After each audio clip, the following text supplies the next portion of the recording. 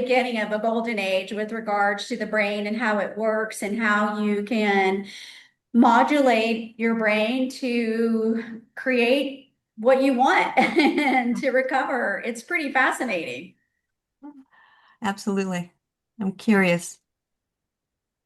Well, I'm interested to see, we've had quite a few people register for today's discussion. So let's just give it just a minute, okay? And see if we get a few more people. I agree.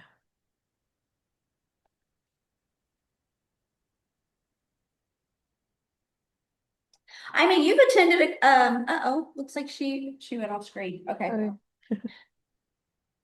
I'm here just back and forth, so I didn't want to. Okay. Yeah, I was gonna say you've attended a couple of these, it looks like, or and a couple of events. Over time.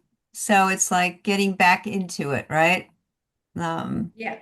all the Yeah, distraction. well, we genuinely appreciate your interest and love any feedback you have to share. Anything that you think that would help us reach a broader audience would be very welcome. Well, I'm going to share this as if you would send me something I can forward to Mhm. colleagues in different places. That would be fine. And then let them know what they can register with if they'd like to do this outside of just the book, for sure. Perfect. Okay, great. Thank you. Yeah. Izzy, will you take care of that, please? I will. I was just making a Thank note. you. Thank you. All right. Well, might go Yeah, ahead and let's get get started started, I and think. Well, I really enjoyed this book because it was so different than everything else that we've read. And Joseph Gibelli himself, I think, comes at it with a very different perspective. And maybe we can just move on to the other slide, Izzy. And let's get started here. Yeah, before we, and I mean, I'm sure you've seen this already, and anyone who's been part of our community, you've seen our upcoming Rewiring Hope Summit. That is March 16 through 19. It's going to be a fantastic event. I'm really so pleased with the speakers that we've gotten this year and how we're breaking it down, looking at cognition, stroke recovery, pain, and emotional balance. We've got addiction, we've got depression, and we've got trauma that we're covering in there, and some really great technologies. So if you have not registered, please do so. We'd love to see you there, and you can attend any and all of the events, and certainly we'll have these available after the actual summit for you to use at your pleasure on demand. So we look forward to seeing you there. Please do share that with anyone that you think can benefit. Alzheimer's and brain injury are covered really under cognition. I forgot to mention that as well. So next slide, Izzy. Yeah, and then upcoming for the book club, we have the book Good Anxiety by Dr. Wendy Suzuki, and I'm working on trying to get her to join us as a speaker. If you don't know Wendy Suzuki's work, check her out on Instagram.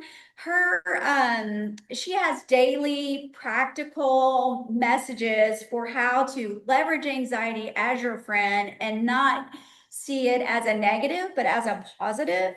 And I think a lot of what's covered in her book, she covers on her Instagram. So she sends out a message every morning, I think, before her day starts.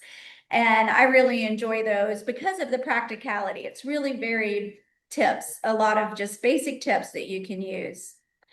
And then, oops, one more, go back, Izzy, sorry. I skipped Why the Brain Needs Friends, which is our next book by Dr. Ben Ryan. This book is also going to be really good, and it's talking about the neuroscience of social connection.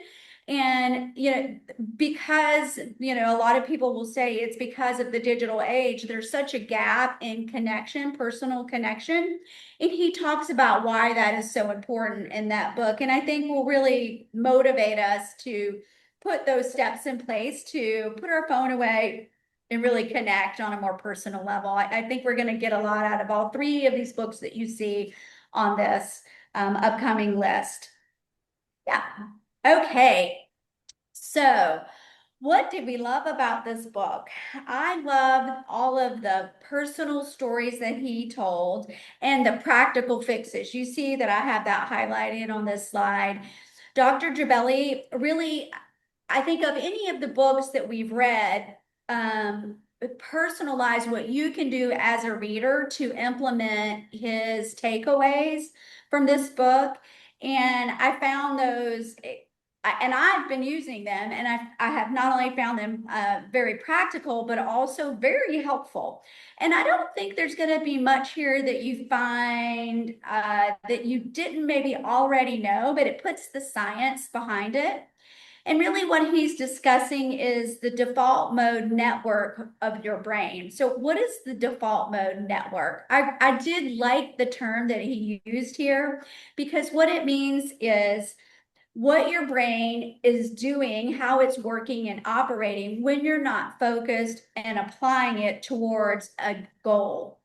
And he does present quite a bit of information and research on how it is very different. The where the blood flow goes, the neuronal activity goes, which areas of the brain light up and are being used. And it shows that there is a different system at play or a different connection of the existing systems at play when you're not applying it and you're just resting.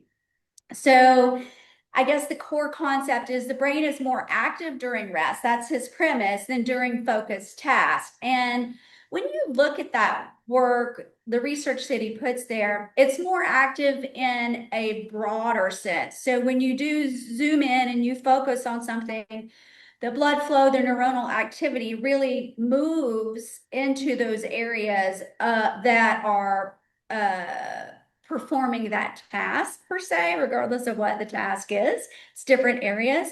But when you're not doing that, when your brain is at rest, it's much more even throughout the brain. And I really felt like that was a very unique observation that has been made in any of the research thus far. There's been a little bit of research beyond what Dr. Jabelli has done that proves what he is discussing in this book, and it's all very supportive. I did not find anything really that was in opposition to this, which I think is very unique as well, because it's the brain and what we're learning is so new as a result of the discovery of neuroplasticity and how it works that there's a lot of controversy still on how things operate. And I did not see that in the research that was supporting Dr. Jabelli's work. So the default mode network, that's really what we're talking about here. And Izzy, did you have any thoughts on that, on the default mode network? Yeah, I think it was just very interesting because it's different than what we would typically what we would typically think, right? Most of us Yeah. think that, our brain's going to be far more active and it's far more productive, right? To be in this constant on. And that when we turn off, right? Um, but Yeah. I really enjoyed how he also compared that to sleep and how important sleep is and rest in that way. And we know too, right? Like when we're dreaming, the brain is lighting up. So there was some beautiful parallels to information that we already know to help us understand that too. Yeah. Yeah.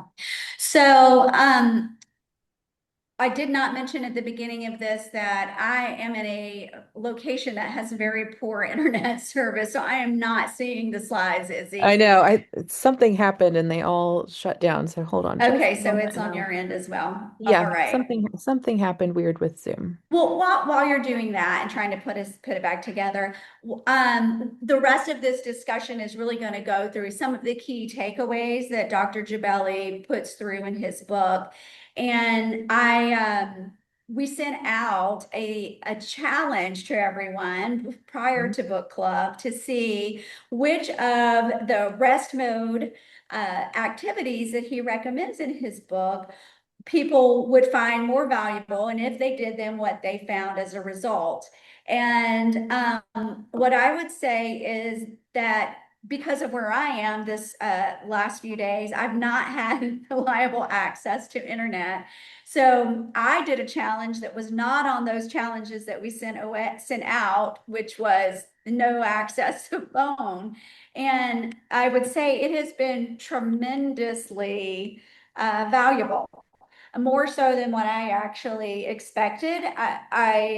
My mood completely changed because I wasn't constantly looking to see what needed to be done. I just said, well, I'll have to check in once a day. And that's what I only can do. So I didn't worry about it throughout the day because there was nothing I could do. It really caused me to be much more present. It caused my mood to improve.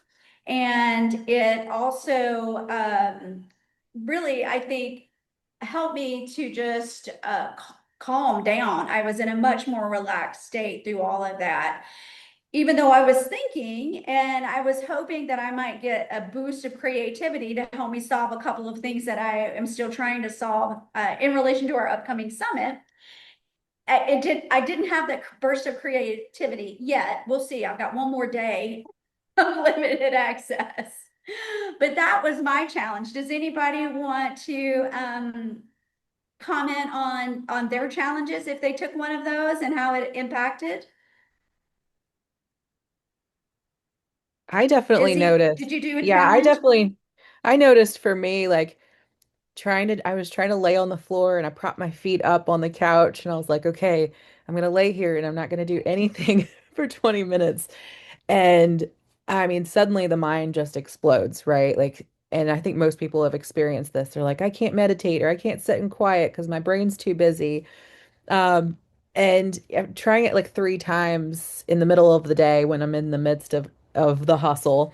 Um, the mind Yeah. st eventually starts to quiet, right? And at first, I found myself wanting to reach for my phone and start doing the things. And then I was like, no, okay, grab a piece of paper, just write the things down, come back to the rest. And I was far more productive afterwards doing that than I was if I had just kept plowing th through and then half doing things. So it was good. Yeah, it is very hard at first to disconnect. You're grabbing your phone, you're wanting to go back to that dopamine hit that your phone brings and whatever activity it is that you're involved in, regardless of what it is. So it does take time um to really back away and calm yourself down. But if you can do it, it makes a significant difference. And uh, so I walked away. While I knew it was true, uh, it's just been a while since the challenge. Hmm. And I think that's a really good segue into this slide here. The first takeaway, the hustle culture's hidden toll. I loved how he calls it the hustle culture because it is, Yeah. right? It's a hustle, dated hustle. And um, it's not just exhausting, it's really damaging our brains, bodies, and create burnout. His personal stories of burnout. So everybody who's listening to this knows people who have experienced that situation. I Hmm. experienced it with my parents as well. And like Dr. Jabelli, it certainly made an impact on me to have more of a balanced life. I felt like my father, especially, he died really young, and I do think it was in part related to that, the hustle. He never could rest. He was always working on something.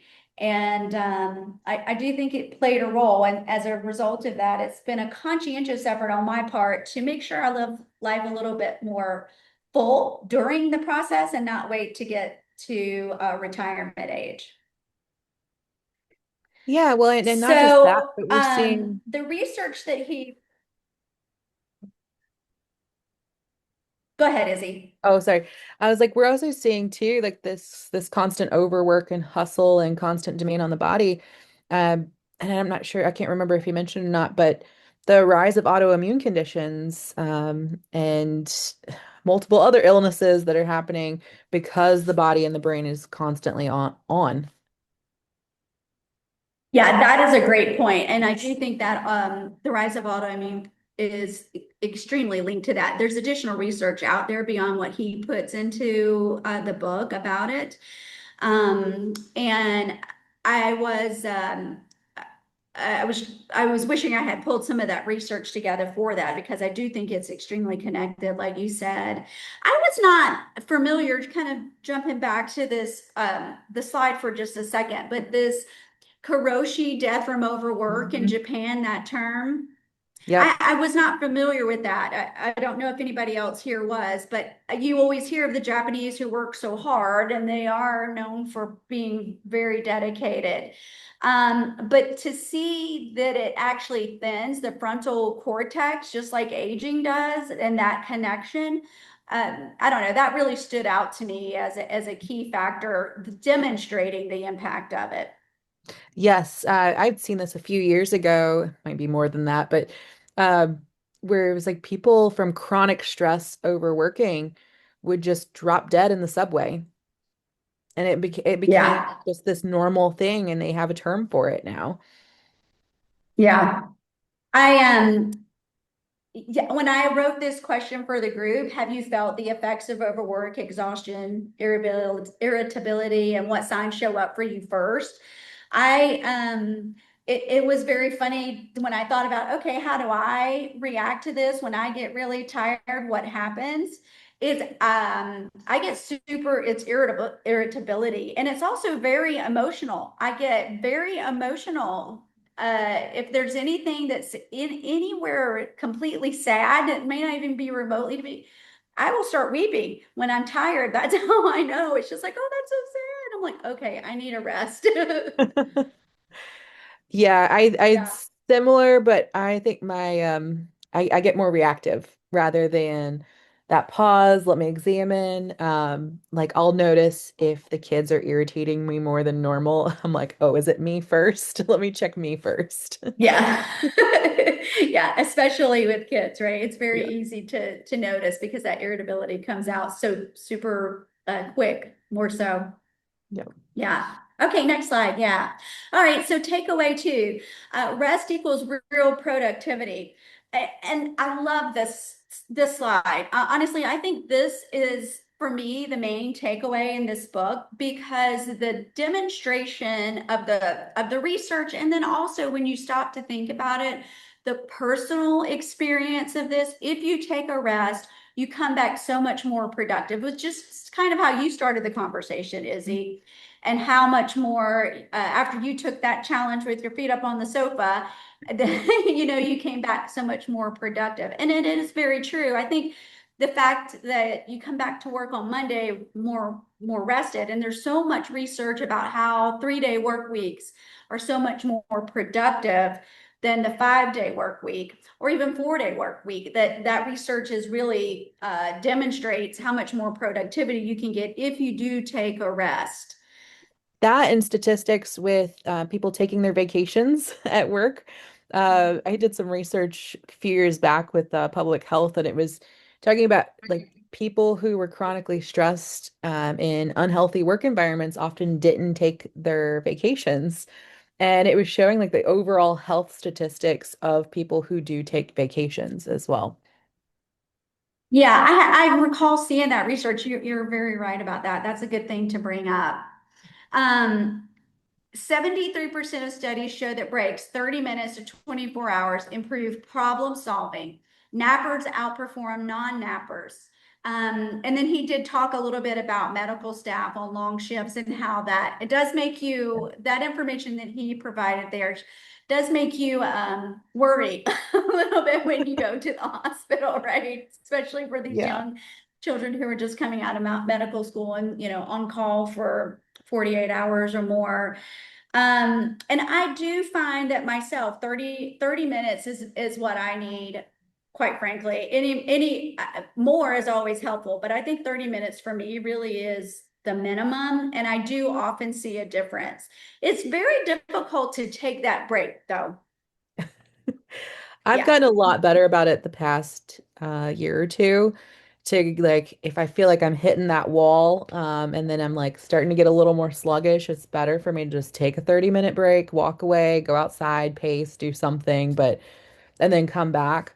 And it does. It makes me far more productive. It feels like one of those things where it's like, oh, I'm going to be taking breaks throughout the day. I'm not going to get nearly as much done.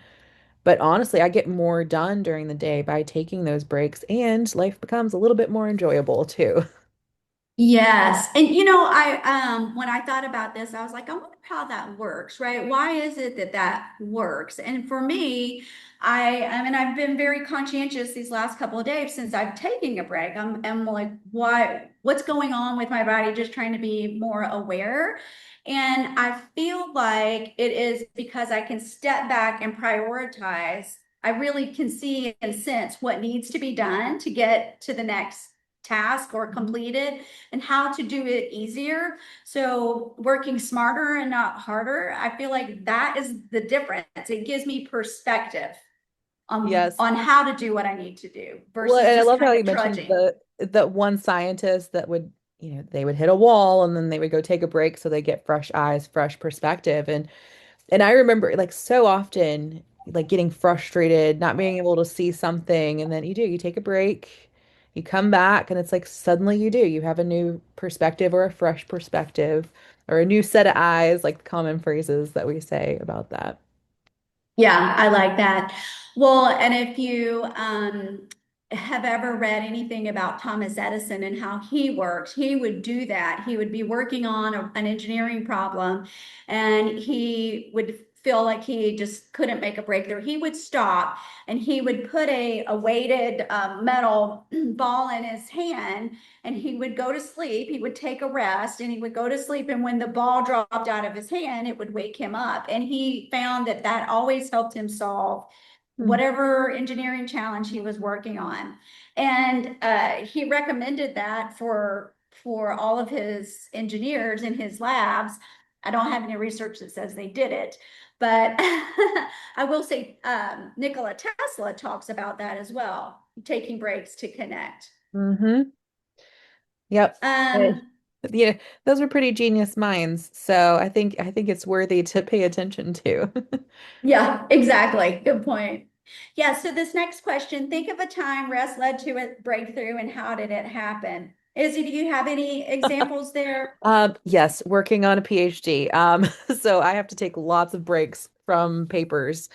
Um, because sometimes I get on a one-track mind and I Yeah. start going Um, down a tunnel or a funnel and I get stuck on an idea and then I come back and I look at it and I'm like, wow, okay, I definitely needed to step away and then see like a fuller, broader perspective on it. So I think that's definitely common for me. yeah, right. Well, I've had a lot of these, especially in trying to grow and set up NPA, because there's so many different ways we could go and what to do and how to break through, right? So I don't know what it is about the shower for me. It is when I get tired, oftentimes a nap is usually my go-to, but I will say that in the evenings after a day when I'm just a little bit didn't quite get done what I wanted to do mentally, or I'm trying to solve a problem, I will go and take a bath or a really long shower. And for some reason, after, it's not during the shower, it's after, right? When I'm getting Mm. dressed or, just kind of going through my habit there, something will come and it Yeah. breaks through. It's been very consistent in my life. So there's something with me and the water, but just enjoying the shower or the bath while I'm in it and not thinking. That's really a lot of where my breakthroughs come. Yeah, that's such a good point because and he It's does mention very like location dependent. yeah, like getting in nature was is definitely one. I go for walks a lot. But yeah, taking a bath or a shower, like these different types of activities, right? Like it's allowing the brain to rest. The body might be doing something a little bit, but the brain gets to shut down and not be hyper focused on something or having to think necessarily. Yeah, I think I'm just really enjoying the present moment of what's Yeah. happening at that time, and I'm not thinking about anything. And for me, that's been the one consistent thing. It's interesting. I just wonder if anybody has had an experience of of a consistent piece. Yours is nature. Amy, is there anything you want to add to this? Do you have any of these breakthroughs and are Oh, they yeah. location? Yeah, I make sure that there during the day when I'm booking myself up, that I leave enough time, as I call it, run downstairs, run on the treadmill, turn on something that doesn't matter, and then run back up and just breathe. Mm. And You know, that works for you. and that, yeah, because if I don't do it every day, once or twice, at least at three, it doesn't allow me to be true to the process that we're trying to accomplish for families. So breathing in between really helps to clarify and go forward, I think. Hmm. Yeah, so that's got exercise involved in it too, right? So that is Yeah, also in expanding the oxygen in your brain and putting that BDNF in play. exactly. Yeah. Okay, thanks for sharing that. Okay, so takeaway number three is power naps. We sort of jumped ahead to this when we were talking about Thomas Edison, right? So yeah, you're a big fan of the power nap, I am Izzy. a fan of naps. Do you try to take a couple of naps through the day? I try to take a couple of naps a week. A couple naps a day would be fantastic, but let's be honest, that Yeah. with little ones, that just doesn't happen too often. But um, I tend to use like a yoga nidra, like or a meditation or something that has like that 30 minutes. So I can put it in and it helps me relax because if my brain's wandering, it gives me something to get anchor focus on. And then I know when it's done, the bell's gonna ding and it'll wake me up too. If I just go and lay down and just go to sleep, it could be hours, so that's dangerous. Then I might not sleep at night.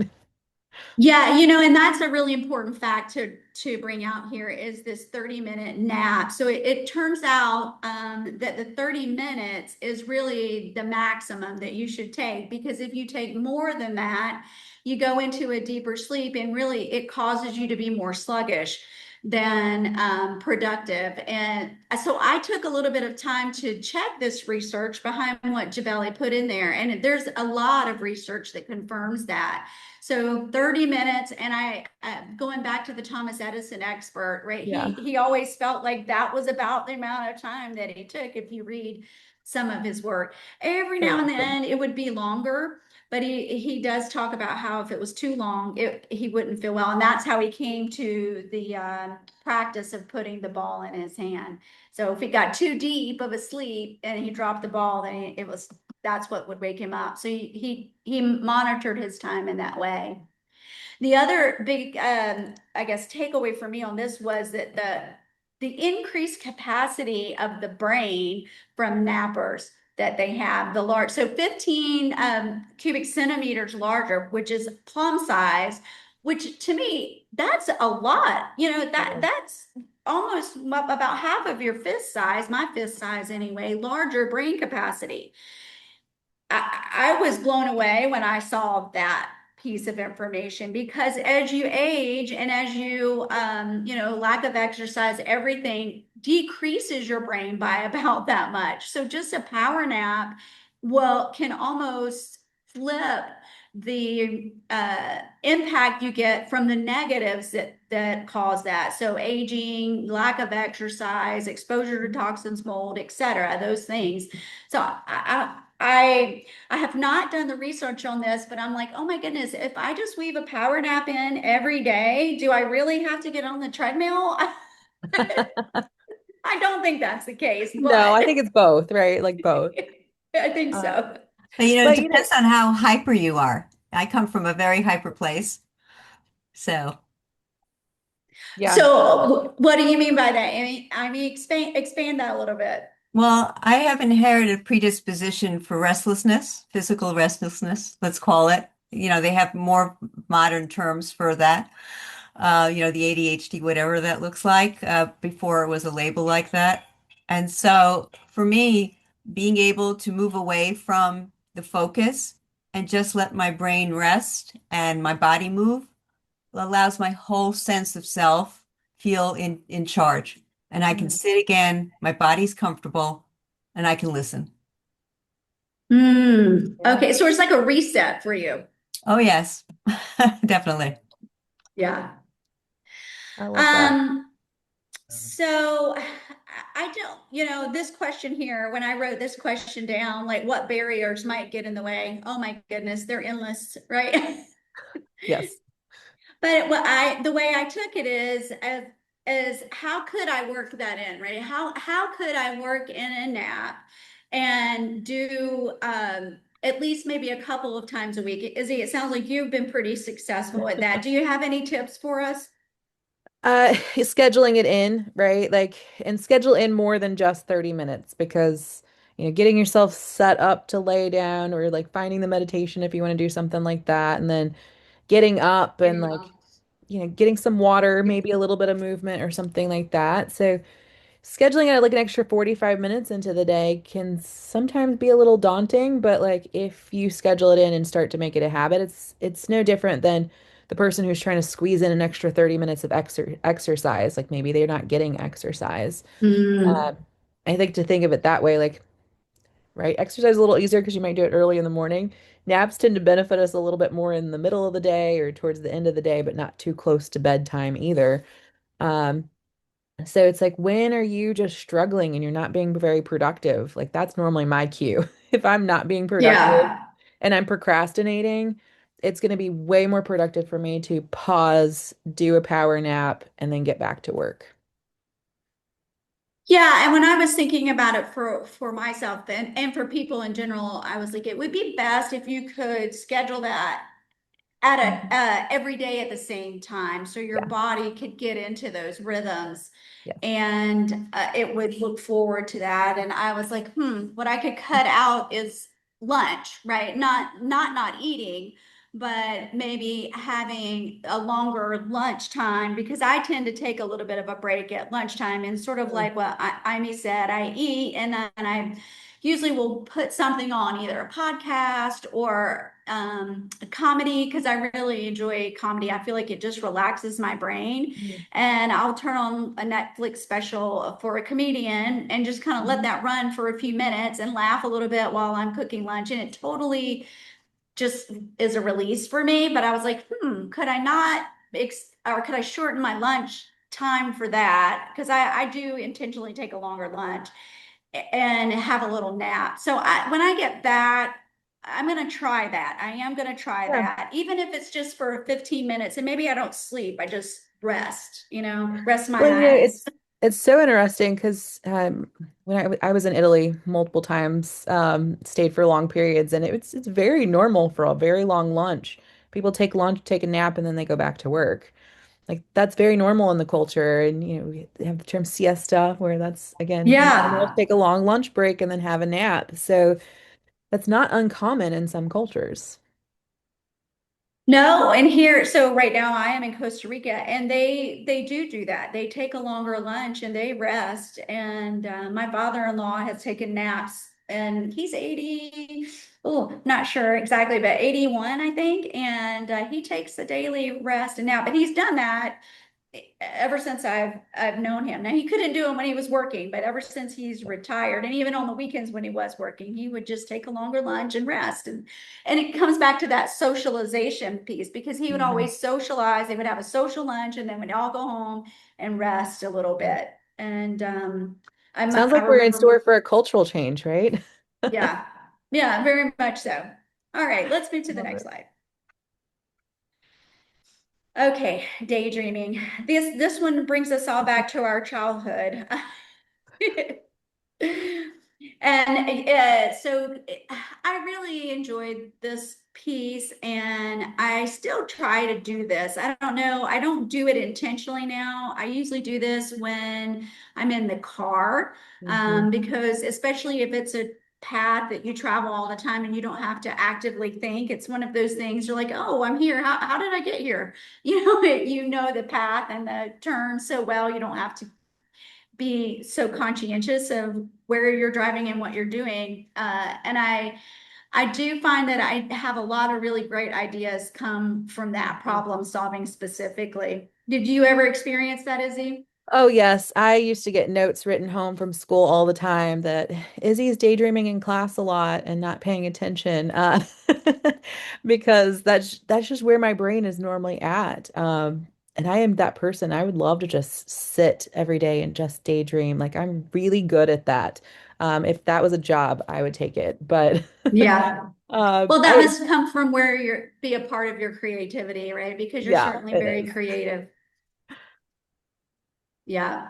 I and I do think and this week like I said, I've not had access to internet very much. And so I've spent a lot of time, we've been doing some hiking and just watching waterfalls. And today I was doing a little bit of daydreaming while I was just watching the waterfall before I got on this call. And I ended up watching the currents flow and the leaves go into the currents. And I don't know, I was mesmerized for about 10 minutes, really just watching these leaves swirl. And after it, I just got up so happy. It was just so rested. And I felt like, as it says in the second section here, it just really resets my perspective. How I thought about things was so different than how I thought about that. Was thinking about something in the morning when I woke up that needed to try to get done when I got internet access. And after my little hike to the waterfall, I was like, oh, there's Mhm. such an easier way to do this. I was so happy that I found that. And it Well, was and I just a love reset. this overall, like looking at all of this really comes back to some concepts we've covered in some of our other book discussions, which is being in survival mode in constant fight or flight is what this constant on is happening. And when we're there, it narrows our perspective, it reduces our creative thinking, and it really puts us in like, I mean, just hormones dumping into our body. So it can create a lot of problems, health problems, as well as just dissatisfaction with life, as well as memory issues, all of those things. And when we're taking these constant breaks throughout the day, it's allowing us to not be in that constant adrenal dumping. And it's allowing us to really reset and take the blinders off and allow our creativity to come back in, allow us to feel gratitude, allow us to be problem solving better. It's allowing so much more to occur. Yeah, I think it's very much exemplar of what he talks about as the default mode network, right? Because when you're working hard, you're zoned in and focused. And when Mhm. you're not and your brain is rest, the blood flow returns to a larger sections and areas of the brain. So it really does. You zoom out literally Yeah. when your brain is at rest. Yeah. Yeah. Why don't we move on to the next slide? I think we've sort of talked about that question there. And nature. So this is where you said, Izzy, you find a lot of your creativity and boost and reset, which is in nature.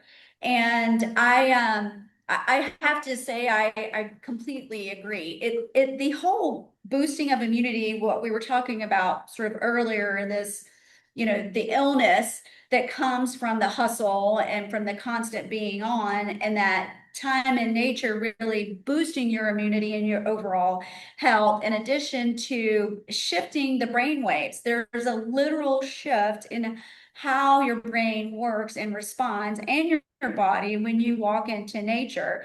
And it's got to do with this, your body is really an magnetic system, and when it goes into nature around that, those two interact and shifts your whole perspective. So I do think this is extremely effective. And if you have time to get out in nature, to me, the power naps and nature are the two big takeaways for me personally, and where I find benefit. Yes, I am very lucky. There's a lot of hiking paths near my house. And I had really like, came across it, the Japanese art of forest bathing. And there was a lot of, thoughts around that and reducing stress and longer lifespans and all of that. And so that sort of became my thing. I was like, okay, I'm stressed. I'm going to go into the forest. And it was amazing. Like my brain would be just on, especially if I'm aggravated or irritated. Go into the forest and for about an hour hike and come back out and suddenly just feels calm.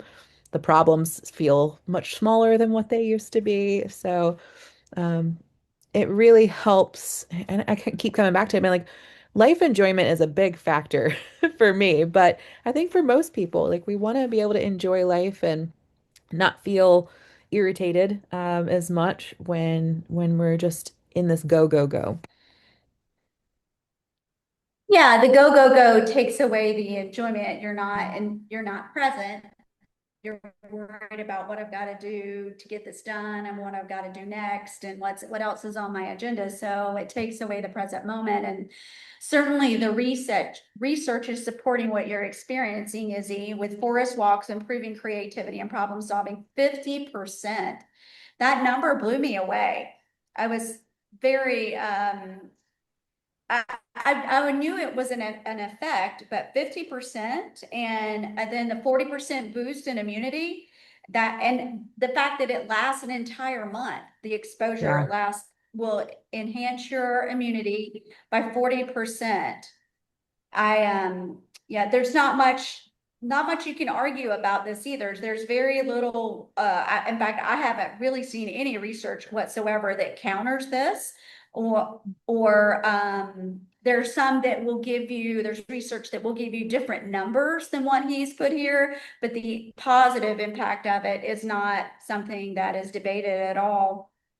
Yeah, and I'll have to And find the research studies. There's some even with just having nature in your office or workspace, like having real live plants or pictures of outside, like how those can improve your productivity at work too. yeah, that's interesting that you bring that up. I did just read some research about even pictures, which was to Hmm. me very, because you're recalling those memories of being in nature Yep. that gives that a boost for you overall. I was thinking about this question down here for the group. How does nature affect your mood or thinking? And then what's your favorite way to get outside? Because there's so many different ways. You Yeah. can go for a hike, you can go for a bike ride, you can go sit outside in the sun. And that in itself, just the exposure to the sun has a tremendous impact on your sleep systems, which makes you sleep better, which then enhances your overall mood, which boosts your immunity. So it's not just being outside, but the exposure to the sun that also brings that. And so you can get that in so many different ways. Yes, my favorite's gardening, right? If you're a gardener, you have got to get up early in the morning and get out there before the bugs hit. So you get that, what is it, that 15 minutes or within the 15 minutes of waking up to get sunlight and how that affects the brain. So I'm like, I'm always component. I'm like, go garden, even if it's a little one outside. Yeah, and I have pets, and so I take my dog for a walk. I try to do it very first thing in the morning, like you said, that first 15 minutes really affects your it, dopamine and serotonin levels for the day and your production of melatonin so that you sleep better. But it's you got to get that early 15 minutes if you can to make that Yep. anytime, any amount of time really helps it. But in the first thing in the morning is where you really see the big boost in it. Okay, next slide. So solitude and silence and recharging without distraction. This really, when I was thinking about this takeaway, and I think sort of what Amy was telling us a little bit earlier, it depends on your personality as to which of these practical applications make a big difference for you. I'm a little bit like Amy, and I have a lot of energy, and I know Izzy, you're a very social person as well. Yeah. So I do enjoy my solitude and silence, though you need a little bit of that recharge time. Mhm. And I know, Izzy, we're both big meditators, and that meditation is really how I get my solitude and silence. Mhm. So I do that usually either late at night or very first time when I wake up, I'll do it before I get up and go take the animals out. And I have noticed over the last year and a half that I'm doing that. My entire system has Mhm. reset and I'm a much more calm person. And Izzy, I know you're very much into this and the yoga. You're like one of the calmest people I've ever met. your feathers never get ruffled. So I'd love to hear I what you appreciate have to that. say about this piece of it. And there is within the meditation world, I'm not sure exactly on the science behind it, but within the meditation world, it is very much promoted to meditate in the morning, that it affects us differently when we can meditate. And they even say around 5 and 6 a.m. Um, and that it sets the foundation for the day. And I think anyone who has meditated in the morning, they can definitely say their day feels way calmer if they do meditate earlier in the morning. And having that solitude when you wake up, as most of us, if you've ever seen those commercials where it's like, don't talk to me, I haven't had my coffee yet. Most of us do typically crave a little bit of that quiet in the morning, not saying all, because I definitely know a couple people who they just wake up talking. Um, so I'd say for the majority, right? That's me. Yeah, and having those resets, like what we're talking about. Sometimes you might find, like Amy was saying, if your brain has been overstimulated, sometimes we need the body to catch up with that stimulation so that it can sync. I find myself if I feel like my brain's exhausted, but my I'm feeling agitated, typically movement is what helps, and that I'll go for a walk.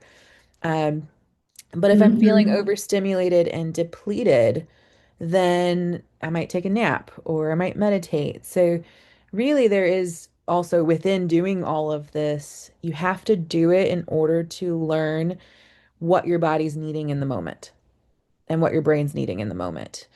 Just sitting here and going, I don't know which one to do or where to start. Like just start with any of them, feel how it feels. Big pushing of journaling and self-reflection and figuring out what's going to work best for you in those moments requires just experimenting.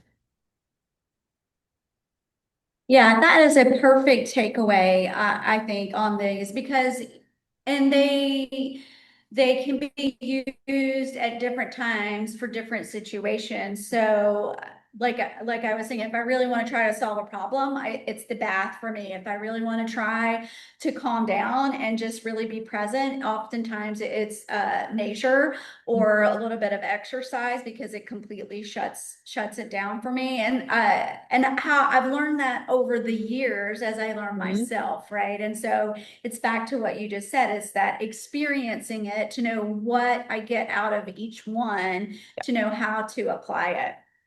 Yeah, and I think some of that comes from like too, I was very fortunate when I was at university. I got to teach this meditation program I got certified in and then would teach and it we would teach the students 7 different types of meditation and they all varied. And our goal was Hmm. to teach them to be able to self-prescribe what they needed in the moment, based on what they were experiencing. But they had to go through all of them. And then we talked about how it felt, and walking meditation was one of those. So being able to self-prescribe requires, again, just self-development, self-knowledge.